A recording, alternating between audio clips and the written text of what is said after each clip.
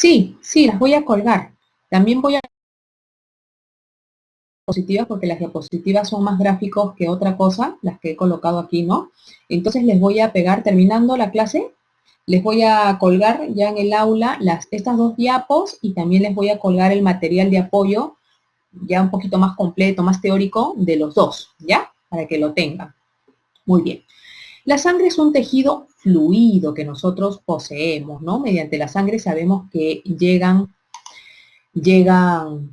nutrientes, podemos también los gases, sacar desechos, tiene función protectora, función nutritiva, ¿no es cierto?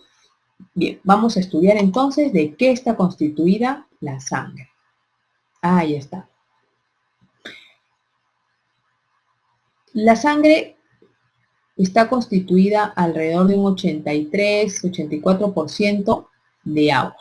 Pero si solamente vemos la parte fluida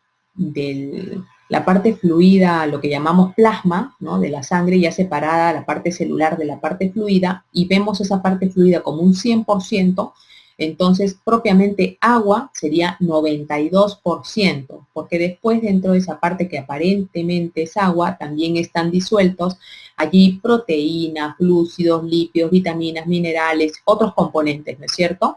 Entonces, por eso es que pueden encontrar diferencias de estos porcentajes, porque una cosa es hablar del contenido acuoso en su totalidad y otra cosa es hablar del contenido acuoso solamente en la porción que se considera fluida, que es el plasma. Bueno, entonces tenemos la parte fluida que en términos generales se suele llamar plasma, pero también vamos a ver la diferencia con lo que es el suero dentro de un ratito. Y tenemos la parte celular, ¿no es cierto?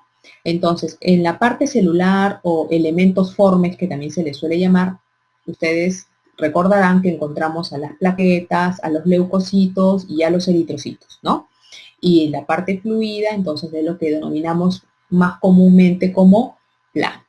En ese plasma encontramos proteínas, como por ejemplo las albúminas, las globulinas, el fibrinógeno y otras proteínas reguladoras, como pueden ser enzimas, mensajeros químicos, hormonas, proteínas que también ayudan al proceso de coagulación, ¿no?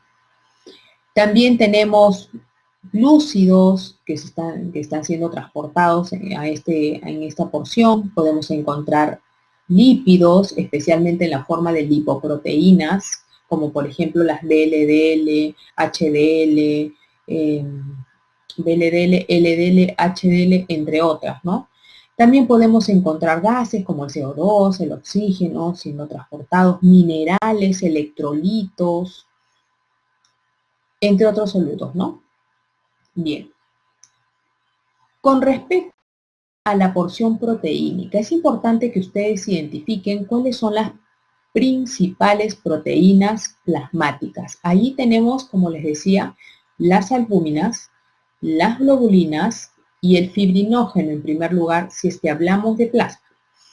Las albúminas equivalen alrededor del 55 a 60, en realidad entre 50 a 60% de las proteínas totales que vamos a encontrar en el plasma. O sea, son las más abundantes, de la mitad para un poco más, ¿no? 60% para arriba, ¿no? Son las albúminas. Entonces ya se imaginarán que cumplen papeles muy importantes. Encontramos a las albúminas, como ya les había dicho, todas nuestras proteínas son amortiguadoras. Las albúminas pues cumplen un buen papel amortiguador. También están determinando la presión oncótica. También se encuentran con una función transportadora. Las albúminas pueden transportar ácidos grasos, acá han puesto lípidos, ¿no? Pueden transportar también hormonas esteroideas, pueden transportar, por ejemplo, bilirrubina. Por otro lado, tenemos a las globulinas. Las globulinas hay de varios tipos en realidad. Están las alfa 1, alfa 2, beta y las gamma. Dentro de cada uno de estos grupos en realidad hay varios tipos de proteínas diferentes. En el grupo de las gamma están, para destacarse, las inmunoglobulinas o anticuerpos, que también hay de varios tipos, como recordarán ustedes, ¿no? G, E, M, A. Estos son sintetizados por linfocitos y cumplen papel defensor de nuestro cuerpo, ¿no? Uniéndose a los antígenos, que son cuerpos extraños que se reconocen cuando ingresan a nuestro cuerpo. Y por último está el fibrinógeno, que cuando se convierte en fibrina, fuera de las globulinas, ¿no? El fibrinógeno que cuando se convierte en fibrina forma los hilos del denominado coágulo. Ustedes han visto seguramente que alguna vez les han sacado sangre a un tubito limpio, digamos, sin haberle adicionado ningún reactivo, y dejan pasar un tiempo y ven cómo se forma el coágulo, toda una masa gelatinosa, ¿no es cierto?, deforme que se va al fondo, y arriba bota un líquido amarillento que es lo que llaman, bueno, si es sin anticoagulante hay que llamarlo suero. En un rato voy a explicar por qué. Entonces, este coágulo en sí está formado por unas proteínas fibrosas, filamentosas, entonces, que son los hilos de fibrina, que provienen de su conversión a partir de fibrinógeno. Son uno de los últimos factores de la coagulación, de la cascada de coagulación, donde participan otros factores más, como el calcio, la plastina, la trombina, ¿no? Bueno, así que el fibrinógeno tiene ese papel importante en la formación del coágulo. A ver, ¿qué más? Bien, acá ya podemos observar los diferentes tipos de célula. Están las plaquetas, los leucocitos y los eritrocitos. Dentro de los elementos formes, entonces, los hematíes hay que destacar que son las células más abundantes, hematíes o eritrocitos, son los más abundantes por cuando se encuentran por millones. Estamos hablando alrededor de 5 a 5.5 millones de eritrocitos por milímetro cúbico de sangre evaluada. Esa es la unidad normal de expresión cuando hablamos de cantidad de estas células de sangre, ¿no? Por milímetro cúbico. Miren, 5 a 5.5 más o menos. Las mujeres tienen un poquito menos, 4.9 a 5.12. El hombre tiene un poquito más. En cambio, los leucocitos se encuentran alrededor de 7, entre 4 y 8 mil.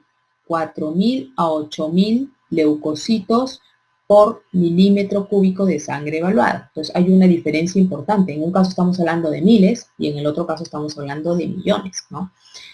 Los leucocitos, como recordarán ustedes, tienen una función defensiva, ¿no? Protectora, mientras que los hematíes, fundamentalmente su función es transporte de oxígeno por la hemoglobina que albergan, que en realidad es la hemoglobina la que tiene esta capacidad de fijar el oxígeno y transportarlo unido a su grupo hierro, a su elemento hierro que tiene dentro de su grupo hemo. Las plaquetas son en realidad fragmentos de unas células mayores que se llaman megacariocitos, que por lo general pues se encuentran en médula, ¿no? Y solamente los fragmentos en forma de plaquetas son los que salen a la circulación general. Las plaquetas se encuentran alrededor de 250.000 a 400.000 por milímetro cúbico. Claro, son fragmentos, son chiquititos, ¿no? Y participan en la formación del coágulo y el cierre de las heridas, o sea, en la reparación tisular, ¿no? ¿Qué más quería resaltarles acá? En el caso de los hematíes, hay que resaltar, miren, no le ven núcleo, ¿no? No le ven núcleo, son bicóncavos. Los hematíes, los eritrocitos, son células que ya están en un proceso de degeneración, en realidad, porque ya no tienen núcleo, ya no tienen organelas, solamente van a durar 120 días en circulación general, con la misión. Entonces, ¿para qué las liberan, no, a la circulación? Pues tienen una misión, transportar la hemoglobina para que ella se fije el oxígeno y así llegue el oxígeno a todas nuestras partes del cuerpo, ¿no? Entonces, no poseen organelas. Más o menos el 30% de su volumen es, si no es el 40%, es hemoglobina.